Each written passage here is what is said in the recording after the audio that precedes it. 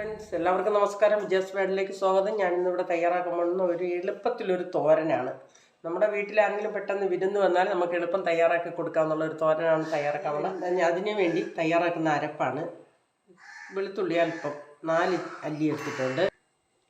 4 അല്ലി എടുത്തിട്ടുണ്ട്. അതിലേക്ക് കുറച്ച് തേങ്ങ ഇട്ട് കൊടുക്കാം. നമുക്ക് അത്രയും ഇടേണ്ട. അതിലേക്ക് അല്പം മഞ്ഞൾപ്പൊടി ഇട്ട് കൊടുക്കാം.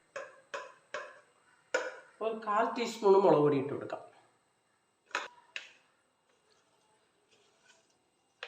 1/4 ടീസ്പൂണ് ഗരം മസാല ഇട്ട് കൊടുക്കാം. നമുക്ക്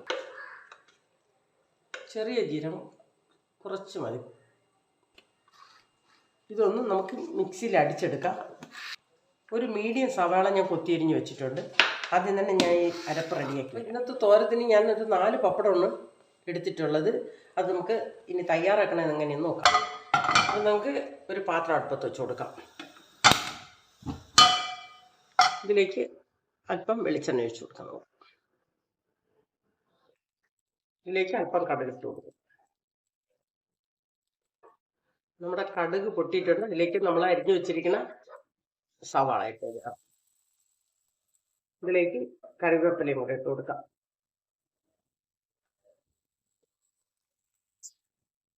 ഉപ്പ് ഞാൻ ലേശം ഇടുന്നുള്ളൂ.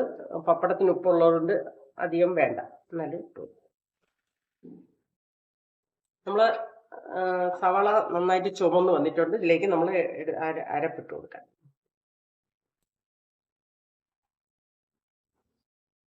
ഇതിലേക്ക് ബാക്കി തേങ്ങ ഞാൻ വെച്ചിരുന്ന തേങ്ങയും കൂടെ ഇട്ട് കൊടുക്കാം. അപ്പം നമ്മുടെ അരപ്പെല്ലാം നല്ല പാകത്തിന് വെന്തിട്ടുണ്ട്.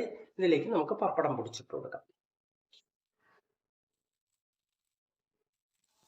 അപ്പം നമ്മുടെ പപ്പടം തോരൻ റെഡി ആയിട്ടുണ്ട്. എല്ലാവരും ട്രൈ ചെയ്ത് നോക്കണം. നല്ല എളുപ്പത്തിന് നമുക്ക് ചെയ്യാമെന്നുള്ളൊരു തോരൻ. നമ്മൾ ഗസ്റ്റൊക്കെ വരുമ്പോൾ പെട്ടെന്ന് കറിയില്ലെങ്കിൽ റെഡിയാക്കുക എന്നുള്ളതാണിത്. എല്ലാവരും ട്രൈ ചെയ്ത് നോക്കുക. അപ്പം നമ്മൾ തോരൻ റെഡിയായി. ഞാൻ സ്റ്റൗ ഓഫാക്കുകയാണ്.